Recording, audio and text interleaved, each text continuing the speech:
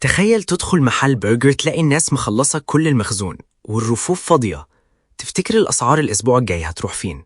يا مساء الفل على أصحاب المزاج العالي والقهوة المظبوطة. منور القهوة يا صاحبي الجميل. شد كرسيك وركز معايا عشان النهاردة هنتكلم عن موضوع مهم، المؤشرات في التحليل الفني ومؤشر ال RSI. شوف يا سيدي، أحمد صاحبنا فاتح محل برجر. الأسبوع ده الناس هجمت على المحل واشترت كل حاجة. المحل حرفياً فضي. بالعقل كده، الأسبوع الجاي السعر هيطلع ولا هينزل؟ أكيد هيطلع، لأن الطلب عالي جداً والمخزون قل. البورصة بقى يا صاحبي الجميل بتشتغل بالظبط كده.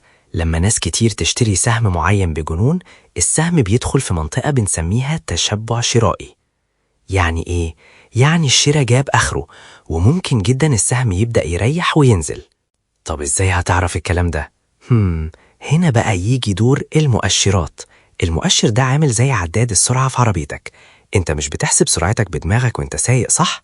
العداد هو اللي بيقولك انت ماشي على كام. المؤشر نفس الفكرة، أداة رياضية بتحلل التشارت تلقائيا. المؤشرات كتير، بس النهاردة هنركز على أهم واحد في التحليل الفني كله، نجم الشاشة، مؤشر ال RSI أو مؤشر القوة النسبية. المؤشر ده بيسألك سؤال واحد بس: السهم ده اتشرى لدرجة الانفجار ولا اتباع لدرجة الانهيار؟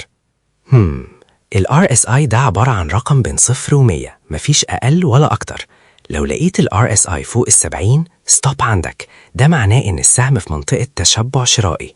الناس اشترت لغاية ما شبعت، وممكن السهم يبدأ يقع زي محل البرجر لما المخزون خلص. طيب العكس بقى، لو ال RSI نزل تحت ال30، ده معناه تشبع بيعي. الناس باعت السهم ورمته لغاية ما جاب دم. دي غالبا بتكون فرصة، لأن البيع جاب آخره والسهم ممكن يرد ويطلع تاني، زي لما أحمد ينزل الأسعار عشان يجيب زباين. تخيل معايا سهم زي التجاري الدولي كومي، لقيت ال RSI بتاعه ضرب 78.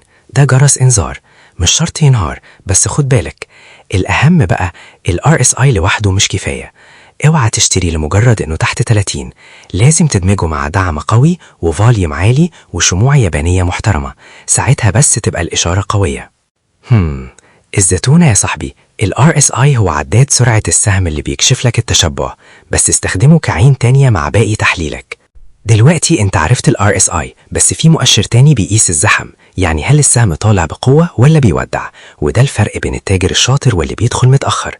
دي حلقتنا الجاية، مؤشر الماك دي. اشرب آخر بق في قهوتك واستناني الحلقة الجاية، لأن ورا كل كتاب حكاية. سلام يا صاحبي الجميل.